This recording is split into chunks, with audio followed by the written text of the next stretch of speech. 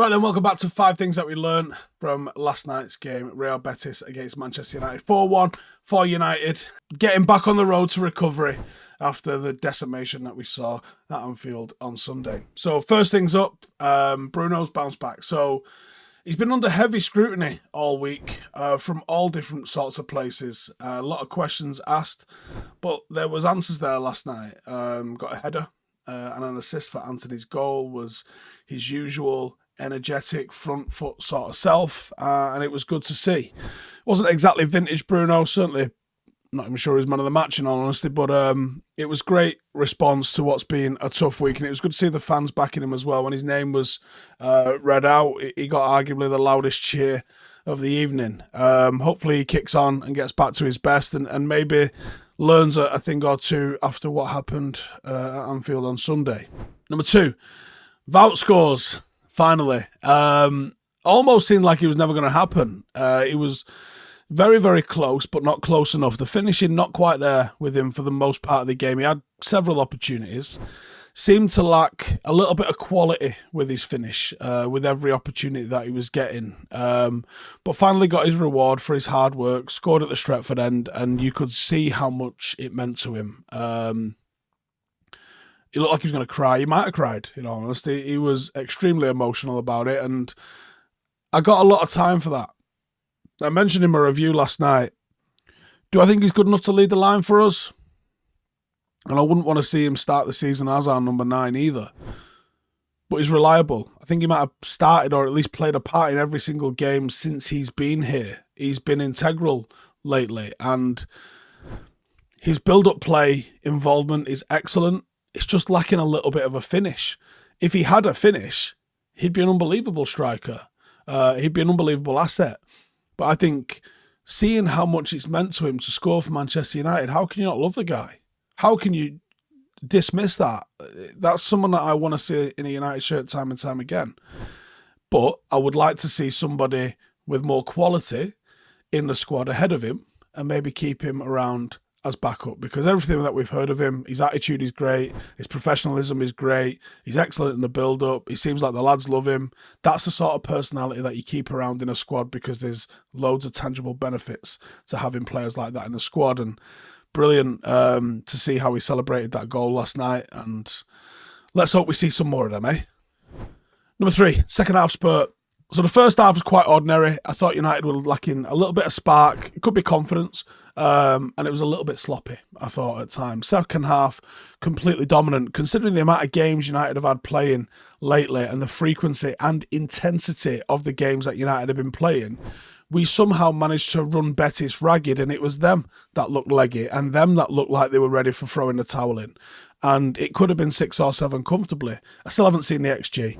I feel like it was a far higher XG than Liverpool had against us at weekend, just highlighting, a little bit how lucky / efficient they were with the finishing, and how we had opportunities we should have done better with last night. Anthony probably could have had a hat-trick, Vagos could have had a hat-trick, Rashford could have had more.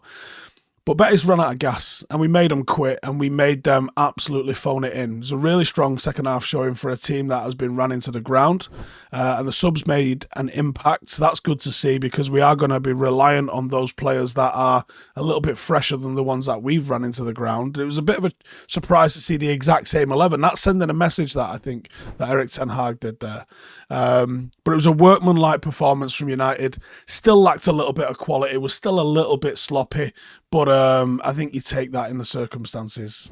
Number 4, Pellistri statement. So, impact off the bench. Not the first one that he's had either, but it was very bright, very direct when he came on. Real old school feel about him, old school winger sort of style. He's been pretty good in every cameo that he's had this season, and he offers something different to the other players that we play off the right, and actually offers a lot different to almost anyone apart from Marcus, who's probably the only other one that can be considered as direct as he is. Does he deserve more of a chance? I think you might be seeing him getting more of a chance, even if it's just the last 15-20 minutes, because at the very least he looks capable of being an impact substitute. Maybe there is a reason that he's starting for Uruguay. I didn't think Uruguay were up to much during the World Cup when we watched them, but and he wasn't up to much particularly in the World Cup either. But in a United shirt, he's actually looked very bright this season. So I wouldn't be against seeing him for more minutes and see what he's capable of. We're certainly going to have to lean on the squad as these matches start coming thick and fast. But I reckon the return leg against Betis would be a great opportunity for the likes of him to get a start, because you would hope a 3-goal cushion is enough for not necessarily to take the night off, but do some rotation, if you know what I'm saying. And that brings me to number 5. We ain't done yet. So everybody wrote us off after the last game. You should really see ourselves into the quarterfinals now. That's 2 quarterfinals potentially. And we're certainly good enough to go and win the whole competition. But we've also got to marry this with good league form. I want to finish strong with the FA Cup, and ultimately that means finishing strong across the whole remainder of the season.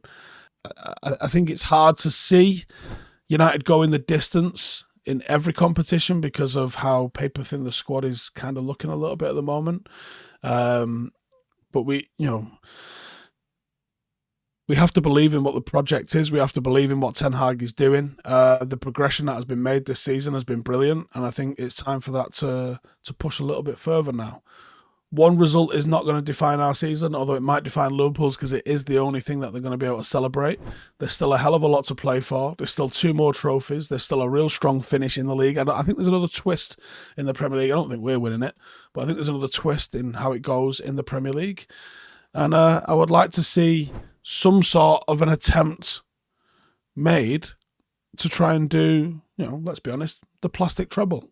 Why can't we go and do that?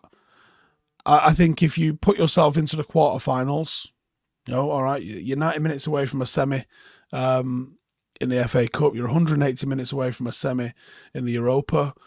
Still a fair long distance to go, but there's nobody in this competition Manchester United should fear. Not one team. Arsenal are probably the other standout team, and we know we can beat Arsenal. We know we can definitely beat Arsenal if we have Casemiro in the mix.